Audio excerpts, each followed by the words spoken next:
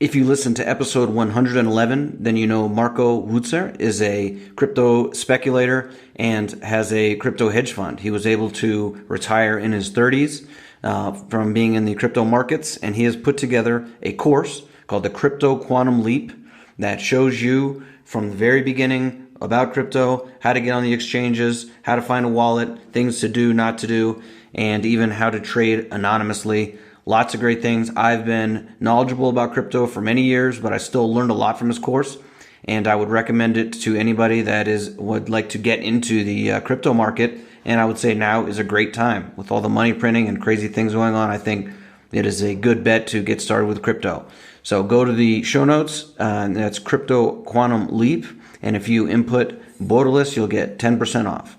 So check it out, the Crypto Quantum Leap.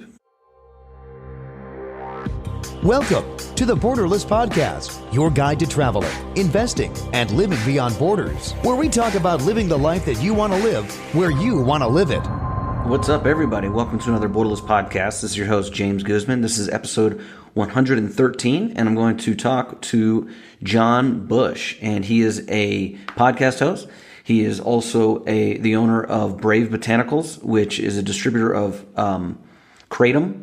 And we talk about that, but we also talk a lot about his project that him and other people are working on called Freedom Cells.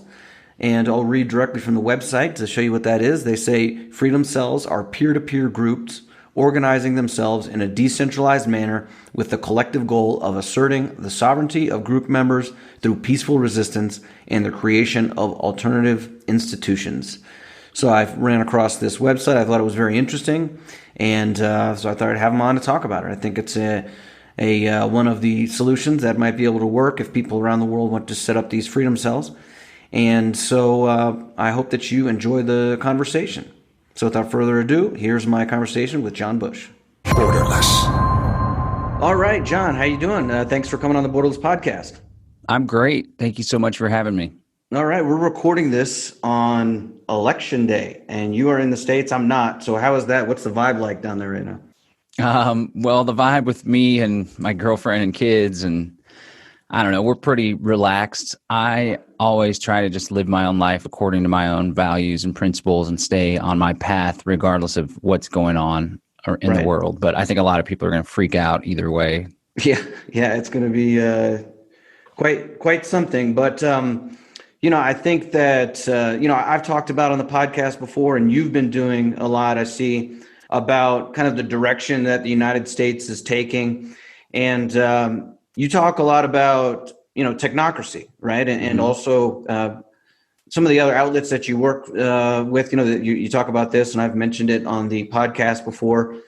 And I agree with that. I think that, right now, you see, both parties kind of trying to smear the other party, saying that one, no, it's going to be a Marxist takeover, and the other one, no, we're going to have this like conservative takeover of the government. But really, no matter who gets elected, we have kind of this centrist march towards technocracy. So I think you see things the same way, right? Yeah, I think that Donald Trump represents a departure from the Bush-Clinton crime family and the status quo as far as just wholeheartedly accepting global governance and globalism. Mm-hmm. However, he still has some of those elements within his ranks and within his own policies. So it is, while it's a departure from globalism more towards nationalism, there still is the technocratic elements, especially with his Operation Warp Speed. There's all this biomedical fourth industrial revolution stuff and people that are affiliated with the Rockefeller Foundation and the Gates Foundation. So regardless, it's still going to be more statism and more control of people. It'll just be a different brand. But at least there is that departure from the global aspect. But who knows if that's a play or another problem reaction solution in itself. Yeah. And, a lot of people, I'm surprised, have not even heard of that word. They don't understand really what it is. They think maybe, they label what's going on as kind of a Marxist takeover or something like this, or they say that Silicon Valley is, they're communist. What differences do you see in, how they want to run things, or how, what type of government we're looking into instead of, something from the early 1900s? Well, technocracy is essentially rule by experts and technocrats and technology. And when the political strategy or when the type of governance came about in the 20s, 30s, there wasn't nearly the amount of technology that we have today. And so essentially technocracy is like a means to an end, really as part of this big push for a totalitarian dictatorship, a global dictatorship.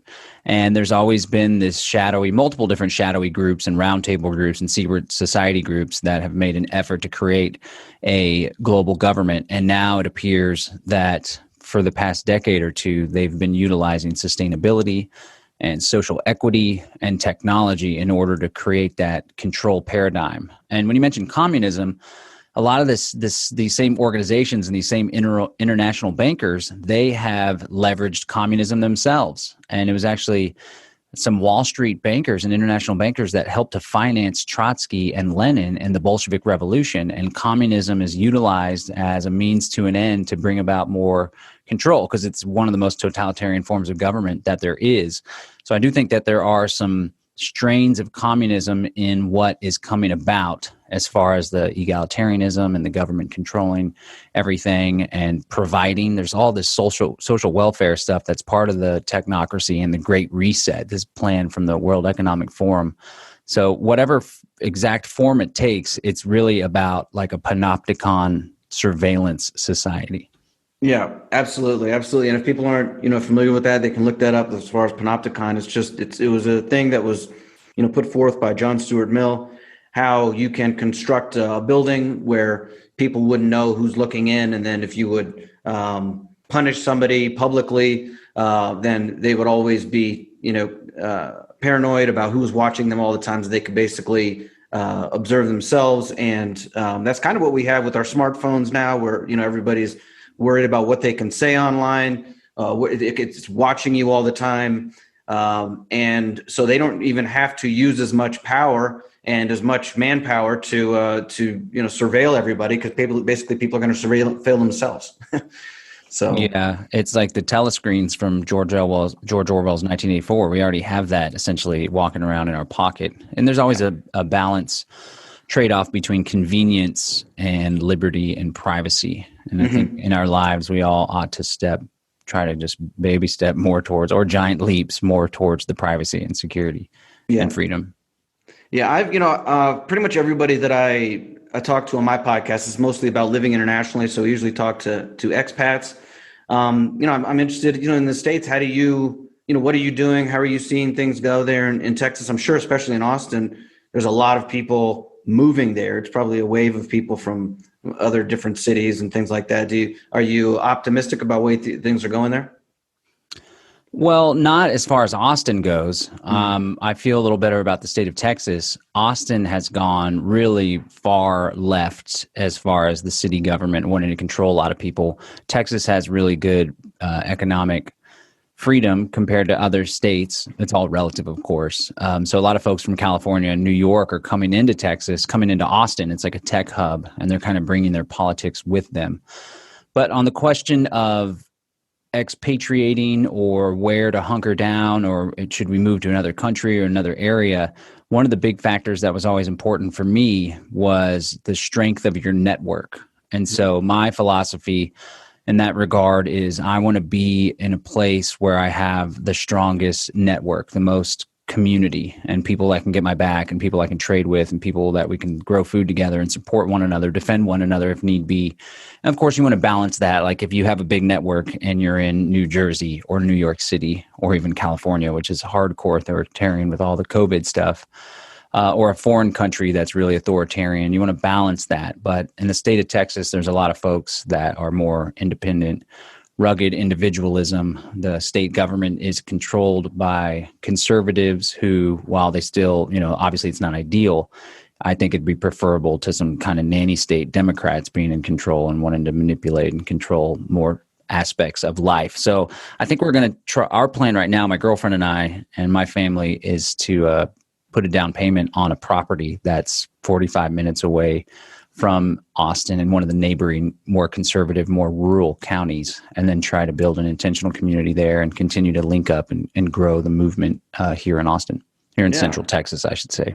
Austin's kind of, man, there's crazy homeless problem. There's like crackheads walking around all bloodied up. It's not just homeless people. I don't have a problem with folks that don't have a home. You know, a lot of people fall on hard times, but it's like a lot of crime, a lot of violence, a lot of drugs, and it's only being encouraged and incentivized by the city government. Not to mention they have gone very far, democratic socialist left, and destroying the economy here in Austin, or at least making it really, the cost of living really high. So I want to go to the outskirts of town, far outside of Austin, but still be able to be here with my family and my parents and the community that we've been building for over a decade now. Yeah. And, I was surprised. Texas hasn't been so great, I guess, as far as the COVID lockdowns, huh? Yeah. Well, the governor at the beginning seemed like he was on the mark with freedom. There was no mask mandate. And then in the city of Austin, the governor Greg Abbott, he's a Republican, he prohibited the cities from instituting mask mandates. And then the city of Austin figured out this workaround where instead of fining or coercing the person, they would fine the business $1,000 if they didn't enforce a mask policy for their private business. And then the governor even sent them a letter and given them a pat on the back that they found a great way to pull this off. And then shortly thereafter, when the cases were rising, he then instituted a statewide mask mandate. And there's been lockdowns and slow reopenings, and bars still aren't really fully opened. So it's been pretty bad. It's not like Michigan or California or New York State, for example, but it's still not where it could be. It's not North Dakota, or is it South Dakota? It's really amazing how, we were talking about technocracy and you mentioned the Great Reset and all these types of things. It's amazing how they were able to get all these different politicians from all over the world, some more and some less, but really on board with this at the flip of a switch. I mean, it is really outstanding. I mean, it's incredible how they were able to do this. I mean, I think that's one of the main things that, when you mention that this is coordinated, or that, something like this, people find it hard to believe, because they would say, well, there's no way that, this can all be coordinated around the whole world. What would you answer to that? I mean, how are they able to coordinate that type of thing? Well, I think that there is a small element of players that are master conspirators and manipulators and social engineers. And it only takes a small number of people to put a phenomenon, a world event, a world crisis into play. And then what these people do, like the Bill Gates of the world, or the Klaus Schwab, who's the head of the World Economic Forum, or folks that are involved in the Rockefeller Foundation, they know people's human nature and how to play on that human nature.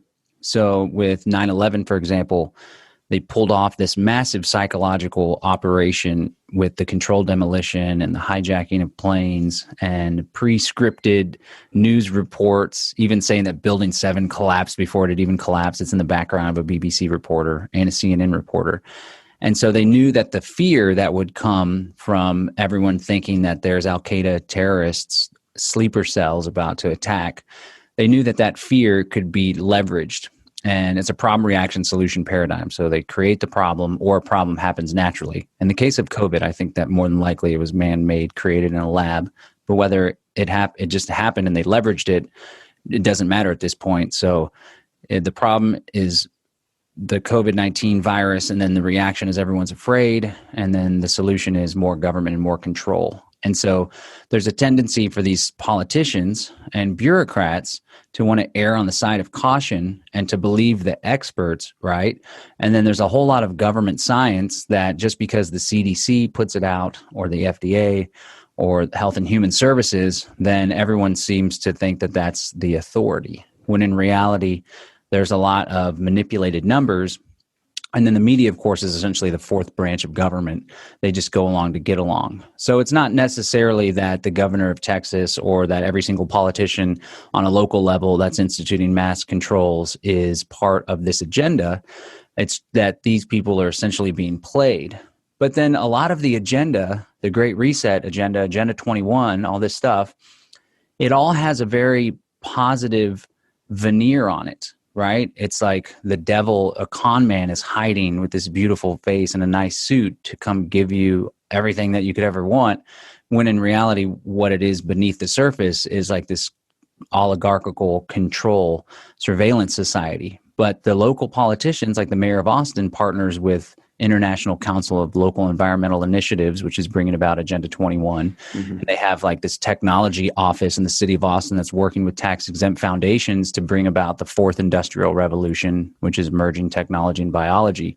And so while we may see it for what it is, people that have been studying this conspiracy that's been going on for hundreds of years, but you can trace the lineage of this conspiracy to create a global government with totalitarian aims.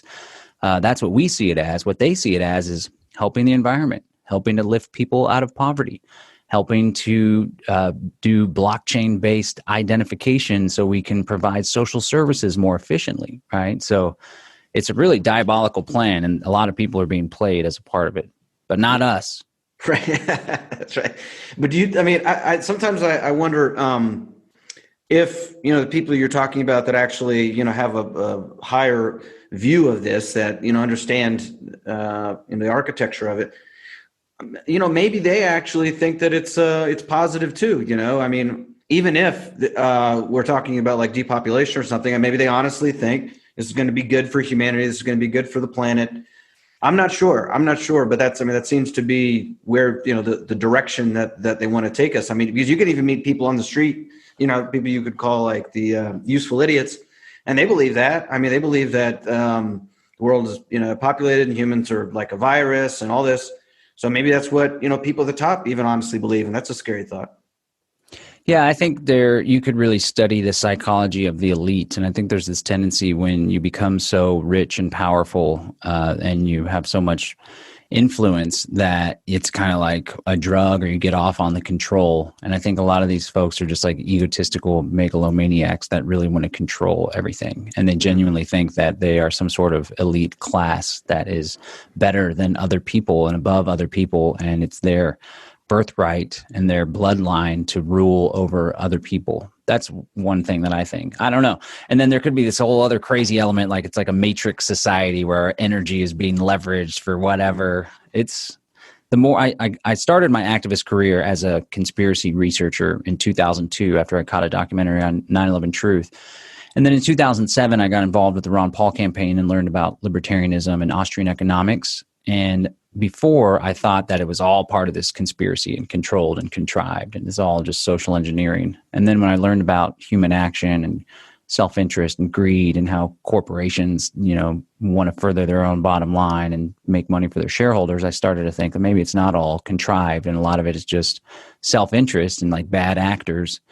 But as of late, especially with COVID, I've kind of got back to my roots of the research, and I'm really thinking that a large, significant portion of society and of life, the life that we experience, the reality we experience, is controlled and manipulated and contrived for a desirable end. And that outcome, again, is this top-down prison planet control grid type setup.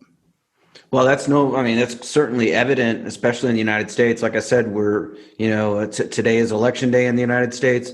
We got this COVID thing going on, riots and all this. This is all contrived, this is just, there's so many people living in a fantasy land. I was reading an article today in the Washington Post, and I was reading it because it was talking about people expatriating, that there's been a lot of people expatriating. Now, there have been a lot of people expatriating, but that's been happening for a long time. A lot of people do it for tax purposes, other purposes, whatever. And then it's kind of like the COVID numbers. They sometimes they're backed up, and one day you'll have hundreds of cases or whatever. But that doesn't mean there's actually hundreds of people tested that day. They're backlog cases.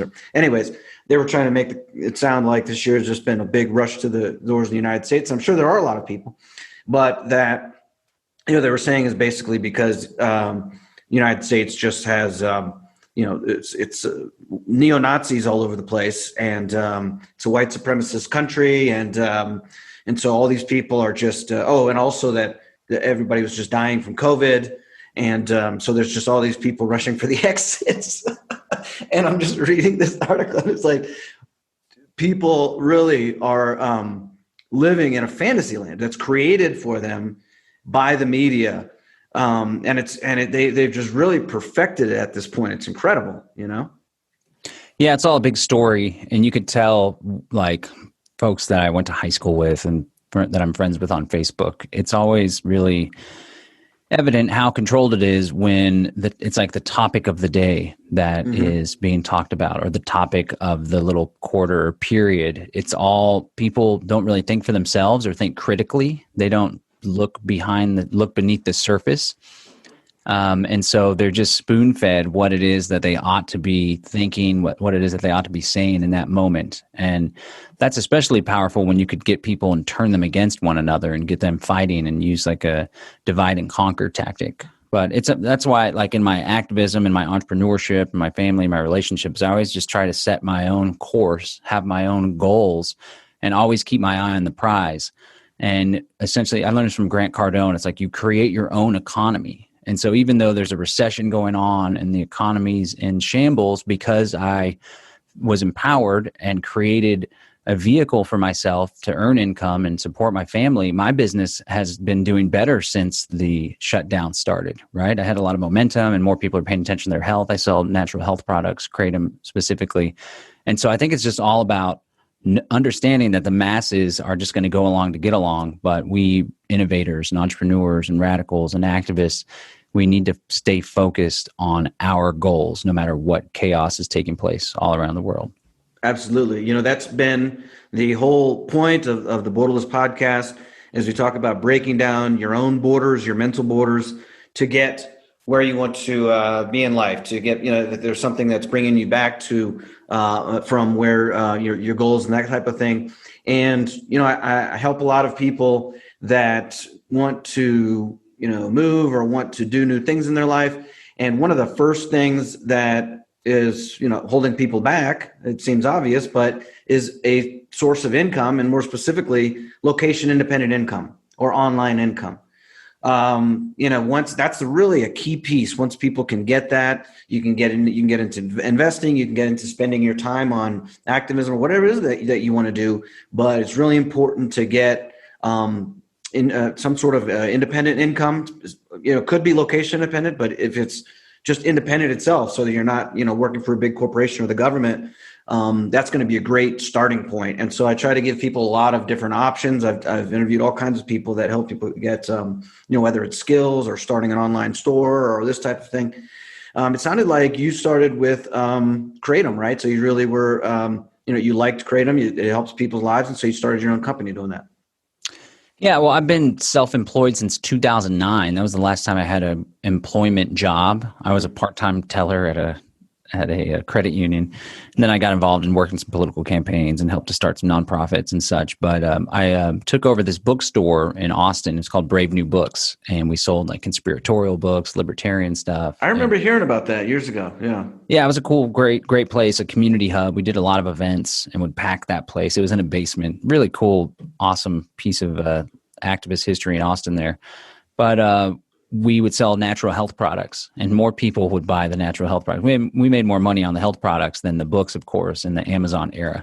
But one of the natural health products was Kratom, and it was just kind of always there. One of my friends packaged it, and we never really sold a whole lot of it. And then when the government tried to ban Kratom in 2016, that's when we started to see an explosion in sales and interest. The DEA tried to add it to Schedule 1. But for those not familiar, Kratom is a member of the coffee family, although it has no caffeine. It's made from the powderized leaves of the Kratom evergreen tree. It looks like this right here. This is a 1-ounce bag. And the green varieties help people with stress, anxiety, taking the edge off, maybe focus and motivation also.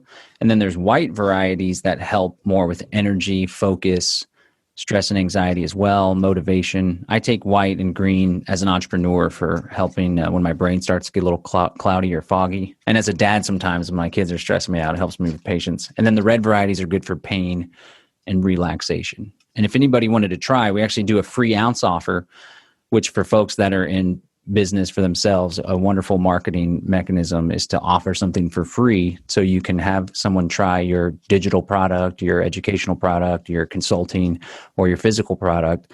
And then you build a relationship, you build trust with them. And as they trust you more, you offer other products and you maintain that relationship. But if people wanted to try, that's freeounceofkratom.com, freeounceofkratom.com. They could try this, just paying $5 shipping and handling. We don't ship internationally though, although I'm looking to expand my horizons because I always get hit up from people in Canada and Mexico and New Zealand and all over the place. We don't ship internationally at the moment. Okay. Well, if you need any help with that, let me know. Maybe I can help you in Mexico. I've got lots of Now we're contacts talking. Yeah. It'd be easier to send a whole bulk amount that's already packaged up to someone down there than me having to send it and do the customs thing each time. So that's definitely something to talk about. Sure. Now, what I really want to talk to you about today is your idea of freedom cells. You guys have set up, the first time I heard about it was Derek Bros, who you work with. And I saw that he was coming down to Mexico. And so I thought that was interesting. Obviously, I'm here in Mexico. I came here more than 10 years ago. And he was talking about freedom cells. So I went ahead and set up my own here in central Mexico. And I thought it was a good idea. I actually, I set up a similar thing maybe 8 years ago with TDV groups, right? So I actually started TDV groups when I used to be involved with the dog vigilante. I'm not anymore at all. But there was a time when I was. And I started TDV groups. And so it sounds There's one in Austin. There you go. So I started that. And then when I left, the Luis Mises, or whatever his name is, he took over. It sounds very similar. So, I mean, maybe I'll just, give the mic to you and let you explain what the idea is behind the freedom cells. Okay. So people can join the network at freedomcells.org. There's a website where you can put your name, your skills. You can put an address near you. I advise you not to put your home address, but put an address near you. And then you can access the member map to see if there's other people in your area. Essentially, what we're trying to do is create an alternative society as the existing one crumbles and fails all around us. And so we want to create a mutual aid network, a mutual defense network, a network where people can work together on common goals. And so one of the things that's really unique about the structure of our social organization, the Freedom Cell Network, is that it is completely decentralized. And as it scales, as more people join the network, it maintains a horizontal infrastructure. It never grows vertically where there's bureaucracy or there's leaders or there's governance, right? And so it all starts with an inner cadre group, which is around 8 people that you trust. They're your trusted advisors, family, friend, people that you work with, and you find around 8 people. We choose the number 8 because there's some scientific research that shows 8 people is the optimal number to have the greatest amount of creativity within a group. If you have a small amount of people, like 2 or 3, there's not enough ideas, there's not enough people to get things done. If you start getting up into 12 or 15, it becomes a little bureaucratic and not everyone's on the same page. So 8's the optimal, can be 7, can be 9, can be whatever you want. It's just an open source idea, but that's what we encourage. And so you start working with these folks, you come up with goals. Everyone has food storage, everyone has firearms and knows how to use them. Maybe we use the same caliber so we can buy bulk ammo. We all have an encrypted communication channel. We all have a bug out plan if crap hits the fan. There's all sorts of other goals you can work on too. Like we all do yoga once a week, or we're a group of parents and we all chip in to buy homeschool curriculum. And then we take turns with the children so the other parents can work, and we do little group field trips, so on and so forth. And then the cool thing is you got your group of 8, you link up with other groups of 8. And so you have approximately 8 groups of 8. This forms what we call a middle cadre. Ideally, this is over a city or a local geographic area. And now you have around 64 people. So you guys can work together. Y'all can maybe pull your money together and rent a space and hire a teacher to teach the group if you want to pull your kids out of school. People can get each other's back if the government agents are coming to try to take someone away. They can all do little permablitzes and build gardens, have a food network where one of them houses the seeds. This guy lives on the other side of town. It's better for growing food. This guy has a bigger plot. It's good for livestock, trade amongst themselves. And then you link up with other middle cadres. So you have middle cadres linking up together. That forms a meta cadre, which is approximately 8 groups of 64. Now, these specific numbers, it doesn't actually have to be like that, but this is the structure that we're encouraging because as it grows in the Austin area, for example, let's say we have a middle cadre. We only have a couple inner cadres right now in Austin. DFW has a whole lot of activity, and we just did a Houston Freedom Cell meeting. That went really well. But let's say you have a middle cadre in Austin, which is around 64, 8 groups of 8, and it keeps on growing. Before you know it, now you have a meta cadre in Austin, where there's a bunch of groups of 64. And so this structure allows you to scale horizontally. Then there's a consensus-based decision-making process that we can engage if we want to do things as a group in a mass scale. For example, one of the things that I foresee happening, maybe when we have 10,000, 20,000 people, is we all create a health share program where instead of buying into this corporate pharmaceutical industrial complex insurance scam that we have here in the United States, we all do a health share instead. I personally do one right now. It's $208. And if there's an emergency, I pay up to $1,000 out of pocket. The rest is covered 100%, which is great, except for the 1,000. There's no reason why we can't go to an existing company with a big group of people, get a bulk rate, start our own company, or figure out some sort of blockchain-based smart contract solution. So these are the types of things that we can do when we have the numbers and when we can get on the same page through a decision-making process. We can also ultimately, I like to throw this out, although I think some people are like, whoa, that seems kind of hardcore.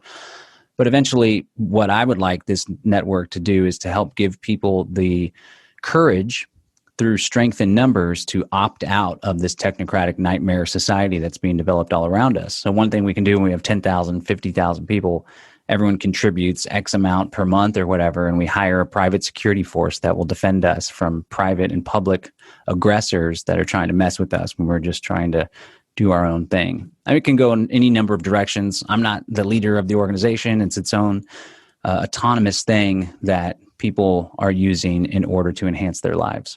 And to tie it back to the fourth industrial revolution and the global reset, one of their tools in order to encourage compliance with this technocratic nightmare is to take away privileges from people. So, for example, they're going to have this COVID pass or common pass where it's an immunity passport, digital certificate, like Bill Gates was talking about on this Reddit, Ask Me Anything. And so what they want to do is if you don't have your vaccine or if you can't prove immunity through a negative or you were positive in the past, then you can't go on public transportation, you can't fly in a plane, you can't go to the grocery store, you can't go to the hospital, so on and so forth.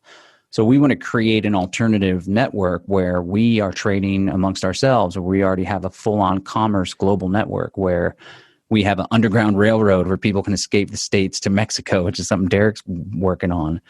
So it's a defensive posture in that we don't want to get shut out of commerce and just relating and working with our fellow human beings. But it's also a proactive thing because this is a way to organize society that's more in line with our human nature as free people. Yeah. And I think that, one of the things that occurred to me as the things were shutting down and all these restrictions on public life is that, it really helps to have a group of people that you can do private events, private things, have your own property, things like that. And then, you don't have to worry about all the restrictions if you're on your own property. That's a lot easier if you have a group of people. You can maybe do some sort of crowdfunding project or just do, equity partners or something like that, and get a hall that you can do meetings or whatever you have to do. Get a private gym or a private whatever, where you don't have to worry about all this kind of stuff. And it sounds like you've been doing a kind of an open model, meaning hey, we're having this meetup, everybody can come. Although you have the restriction of 8 people. I've been thinking lately, maybe it would, to make sure that things don't go off the rails, you could do like Freedom Cell type thing or a group, but almost like a club or an invitation only type thing so that you can more control who's in the group or something like that? Because I've noticed a lot of times with these open groups, it just gets crazy and people, then you get drama and you get people taking the group where it shouldn't go. So I don't know. What do you think about that?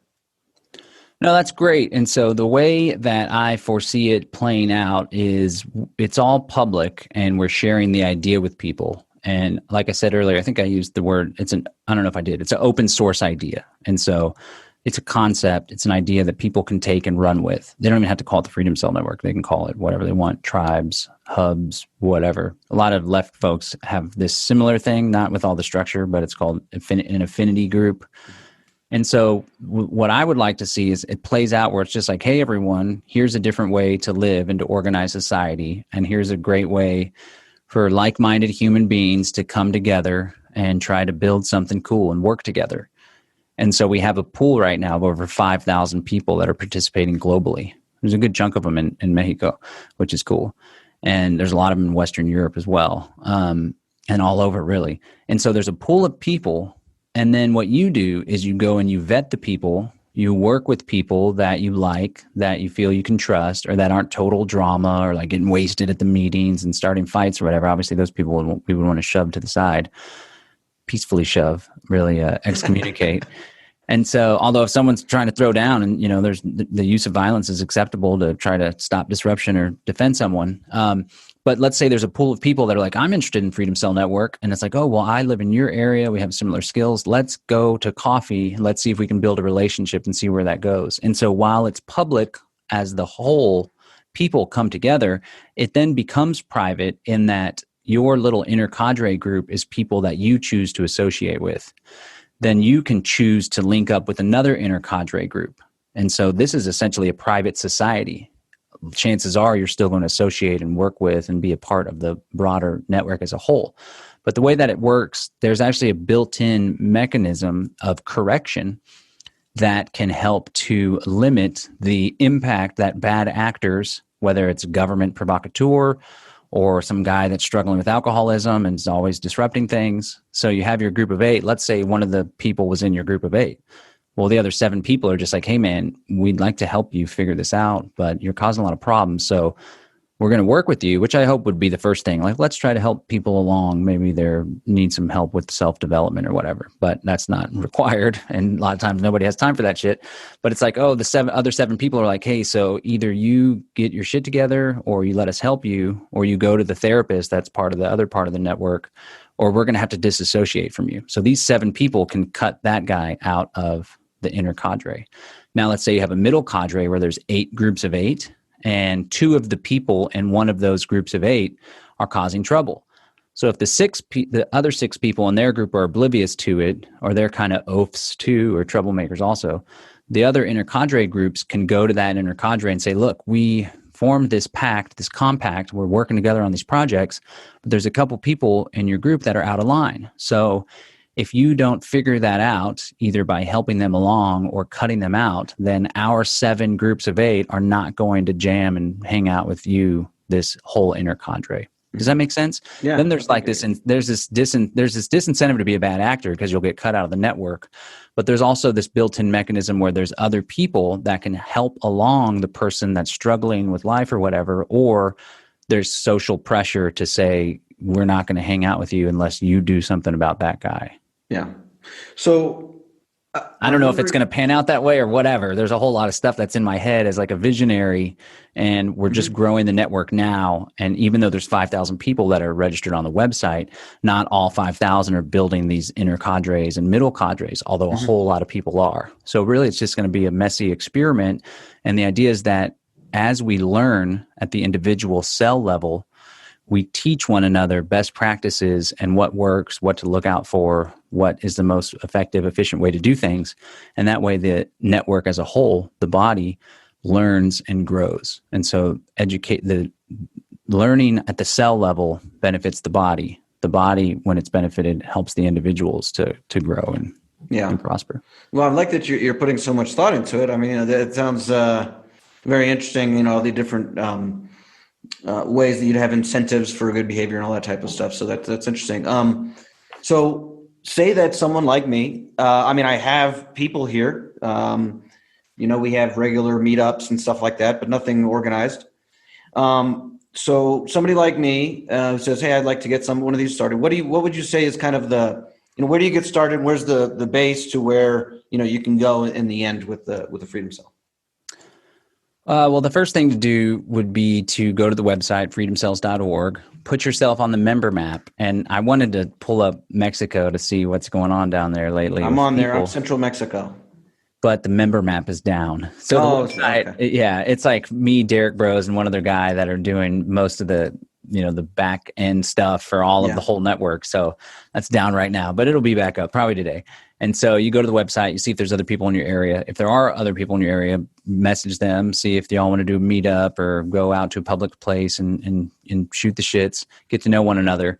If there's nobody in your area, then we actually have a Freedom Cell guide. It's like a working draft of a how-to manual, essentially, and it gives advice on recruiting people, where to look for people, farmers markets, libertarian meetups, homeschool meetups, gardening, survivalist, firearms groups, whatever, just to go and kind of put the word out, start trying to find the others. But it all starts with your power center. That's another thing I learned from Grant Cardone, like those people that are already in your life. So maybe you have a group of friends and maybe you and one of them are constantly riffing on New World Order stuff and libertarianism or whatever.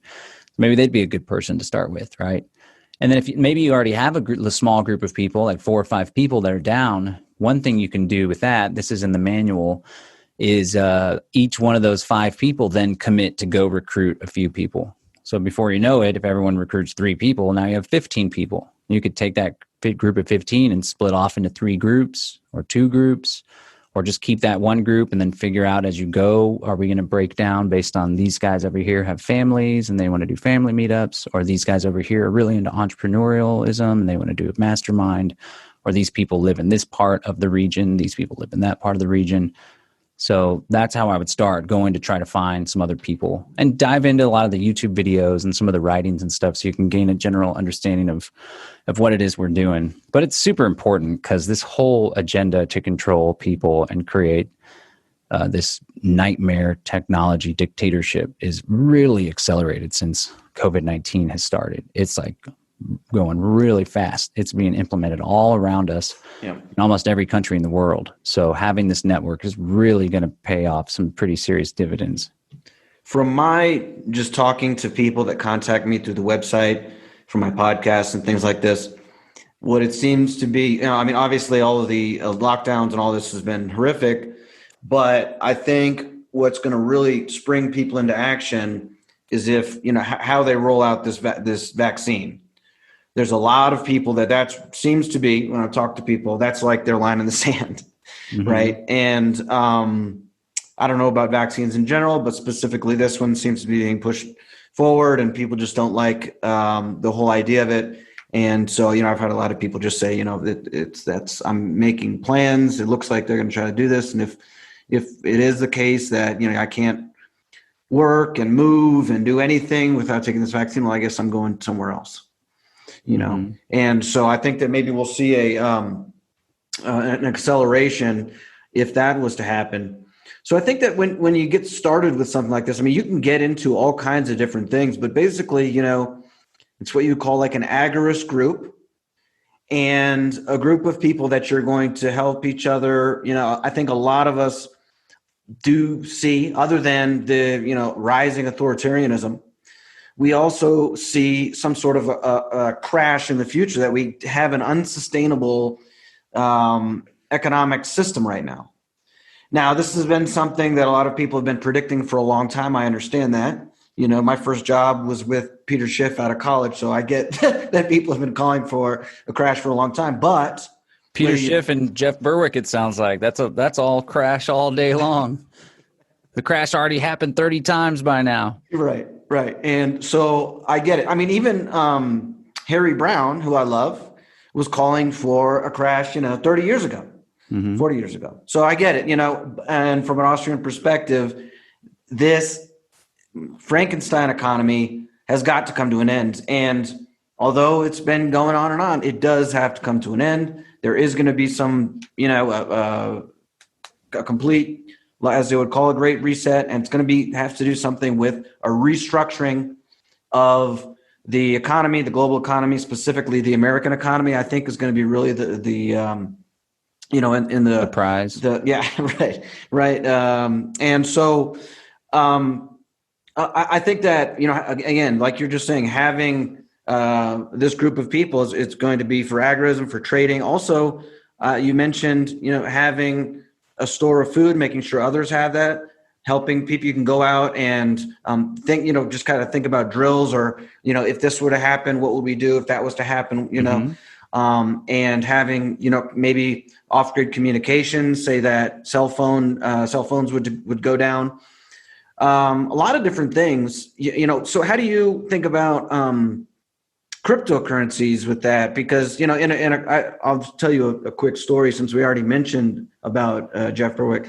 I remember that I've been into cryptocurrencies. I think that the idea is great, but especially like 10 years ago and 7 years ago, I was always more of a gold and silver cash type of person. And I remember, I used to argue with Berwick about this all the time. And then we had a huge earthquake in Acapulco, and all the bridges collapsed, and all the electricity went out, and there was no internet. And I had a safe full of pesos and dollars, and Berwick came knocking on my door. Hey, think I could borrow some money? You're like, yeah, you know what I mean? So, and I was like, yeah, see, I told you, Mm-hmm. because when things like that happen, that's, the crypto is not gonna work in a situation like that. I mean, obviously that's a lot of people think that it's not going to come down to that. Maybe they're right. I don't know. But anyways, as far as the freedom cells that are currently operating now, how could you say that, how are people using crypto, or maybe barter, or how does that work into the freedom cells? One thing real quick on the collapse stuff you were bringing up, but then, yeah, I definitely want to answer that is, I remember back in 2006 was when I started researching collapse and Austrian economics really heavily, and the idea that, we need to have a shit hits the fan plan and it's all going to come crashing down. And then sure enough, a year or two later, we had the housing crisis, but it didn't result in a total economic collapse. And I remember always pounding on my dad, like, you got to get your monies out of stocks and 401ks and this and that. And he's like, John, I could go up in the attic and get a book called How to Profit from the Upcoming Collapse, written in 1978. And that really had some perspective for me, because I realized that I was kind of like, oh, maybe it's not all going to collapse. But then I realized, like, maybe it's all just part of the same prolonged collapse, that they just keep reinflating the bubble with economic funny money. And then up until recently, I thought, the chickens are going to come home to roost, and it's going to result in some total crisis where foreign governments and central banks lose faith in the US dollar as a global reserve currency. But I think obviously there's going to be tumultuous times and chaos. But I think this whole Great Reset strategy, which aims to also have a reset of capitalism, so it's not like shareholder profits and financial profit that's important. It's like equity and social value and sustainability. Stakeholder capitalism is what they're calling it. Yeah. I think that there's going to be this transition play where the implementation of the fourth industrial revolution, which is the technology aspect, and the global reset, and this all in the new social contract, as they call it, they're going to use debt probably as a means of incentivizing governments to go along with the program and give up some of their sovereignty in various different areas, industrial sovereignty and political sovereignty as well. Because there's going to be some countries that have busted out, and they're like, well, the IMF, this is a classic, confessions of economic hitman. They're like, well, we're going to come in and bail you out and, inflate your currency again or whatever, but you're going to have to make these changes and these sustainability goals and no carbon output and do this with your workforce and shift into this type of industry. And I think that play is going to be used against the United States government as well. And so I don't know that it's going to be like we're inflating, and then the bubble pops, and then there's a period of like total crisis. I think that they're going to continue to kick the can down the road, but as they're doing so, they're going to build the infrastructure and set the stage for the transition away from the traditional capitalist model towards this new great reset, stakeholder capitalism with other values at play besides financial wealth. And I think that's what's going to happen. And then to tie it to the crypto, there's this World Economic Forum propaganda piece on their website. They put them out like other major publications. They've always been propagandizing for quite some time. The Great Reset's really just a marketing campaign for the ushering out of this like New World Order 2.0. And so they always put these articles out, and it's like, it's 2030. I own nothing. I have no privacy and could never be happier. Well, later down in one of these little articles, it says, my big worry is the people that live outside of our smart city. They didn't go along when the time came, and they didn't like what was happening with the AI robots taking over the workforce. And they paint this image as though like there's going to be these rough people living in shacks out in the woods, right? Yeah, but the way I see it is like, no, but we're not going to be in shacks outside the woods. We're going to be in futuristic mega cities also, right? Just smart. It's not going to be a smart city like with this all 5G connectivity stuff, but it's going to be tech based and it's going to be green, but it's going to be free and there's going to be innovation. It's going to be a beautiful thing. So we need to position ourselves now to like get out of the cities, because almost every major city in the world is going to go along with this agenda and start laying the foundation so we can have our own communities, eco-villages, intentional communities, or even free private cities, right? And I think cryptocurrency and setting up counter economies plays a big role in that. Decentralized payment platforms certainly do, because as the Bible spoke of the mark of the beast, it's all about being able to shut off and not let someone buy or sell goods or services. And so, like I said before, what we're doing is like a preemptive defensive measure to go ahead and create the counter economy and the agora and the agorist cadres, so that not only when they shut us out, but even we already preempted it. So we're like, we're not even participating in your financial institutions anymore. We're doing our own thing. We have 1.5 million people that do this globally, right? In my area, there's 75,000 people that we work together. We support one another. We have supply chains of our own. We have our own financial instruments and investments. We got to keep our eye on that prize, because I'm not going to let my grandchildren grow up in this nightmare dystopia they're creating. And there's plenty of space on Earth for us to have our own little carve out our own little space that is opted out. Yeah. I'm just thinking, I mean, I haven't thought about it a whole lot. I haven't figured it out, but I was thinking, if you were to set up a group like that, where you're all trading within each other, if you want to have it serious and have people have skin in the game, there could be some sort of like, you're chosen, or, so you're allowed in this club or whatever, and there's some sort of a buy-in, but the buy-in wouldn't be, it just kind of, maybe it goes into a pool for like gold or silver or crypto or something that then you then trade your dollars in for something that's used to trade within the group.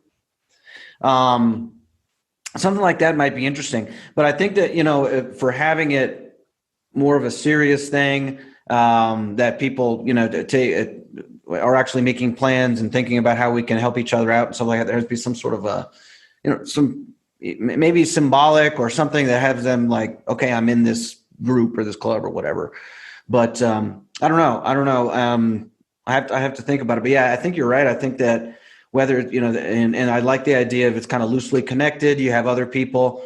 And I think I heard on the survival podcast, he was talking about this concept. And, basically the only thing that's important is kind of just that you agree in non-aggression.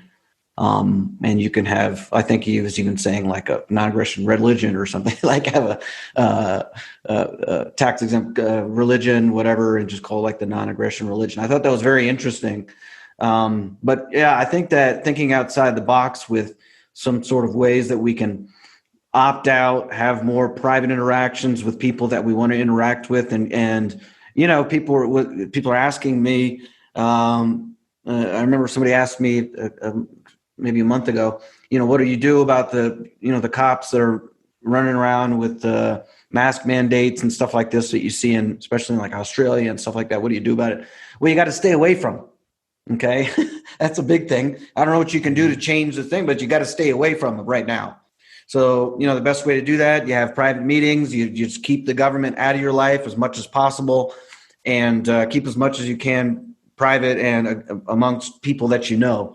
Mm-hmm. And so, yeah, I think that is the strategy that we have to take, Yeah, there's some places like Australia that I would encourage people to get the hell out of. Exactly. There's like Yeah. lost cause political jurisdictions that are really, and those are some of the places that are, I believe, are the proving grounds and like the testing grounds for this global reset and this totalitarian mechanism that's being put in place.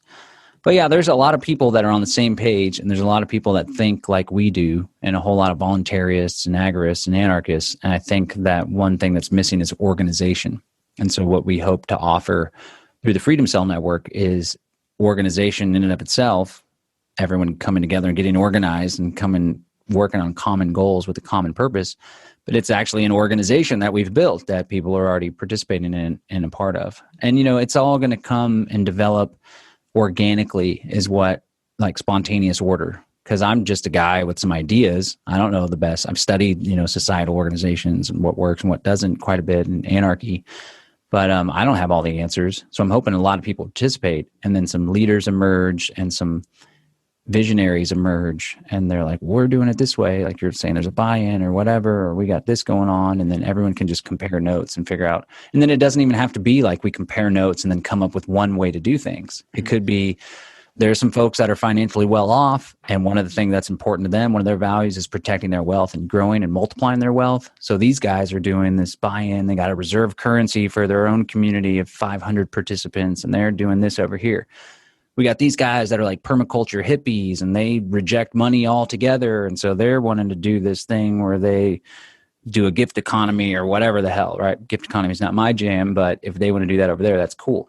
And then there's all these different disparate groups, but what we come together in common, a universal ethic is non-aggression principle, but we also kind of understand the times that we're living in. And so these different groups can trade amongst one another. They can defend each other. I envision like a bunch of eco-villages and intentional communities, and then free private cities, which is this movement to work with governments to carve out areas where it's actually like a corporation or a company that runs the city, and they actually literally have a social contract with the residents of the city, and the residents can leave or whatever. And so there's going to be these free private cities that start springing up, and there's going to be these little enclaves of agorists that are living in eco homes and eco mansions or whatever. And so we are going to all stay connected and have like a confederation of freaking the free people beyond the wall. Yeah. Okay. I don't see how else it could play out, right? Playing the politics game is obviously a rigged game. Yeah.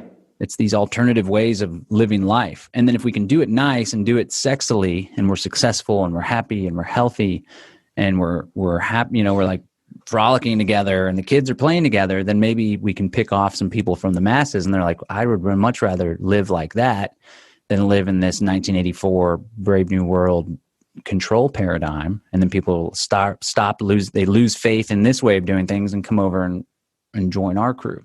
Yeah. Yeah, no, absolutely. I mean, I think, you know, if people want to vote or whatever, I mean, that's fine. I'm not like against people voting. I don't think that it's violence or something, you know, if people want to vote for a better slave master, as they say. Mm-hmm. But if you want to take responsibility for your life, then you have to start with yourself, what you can take control of, the people that you do business with, you know, where you're sending your kids and all this. This is the most important thing. You know, bitching and complaining or trying to convince people to vote for a president, where this is a giant waste of time.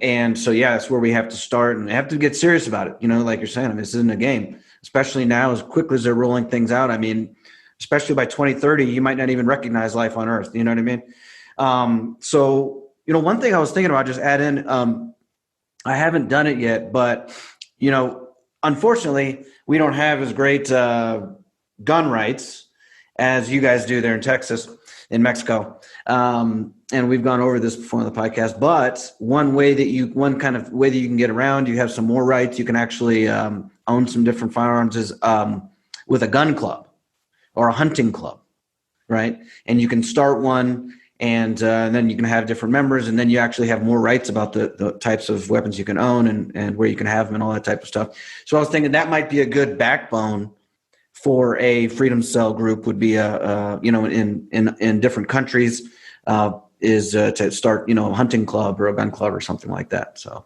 to just throw that out there for people. All right. Well, I think we'll wrap it up here.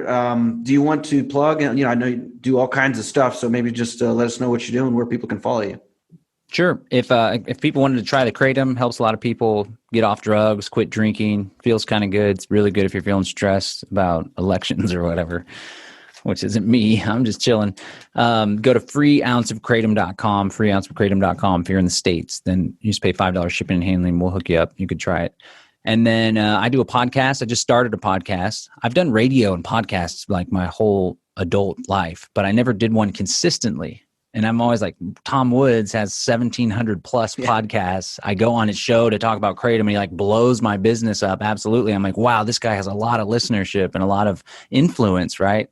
So I just started like, all right, I'm going to consistently do this for the next several years or whatever. So I got 51, right? You got quite a few on your podcast. Yeah. That's some good consistency going. 113.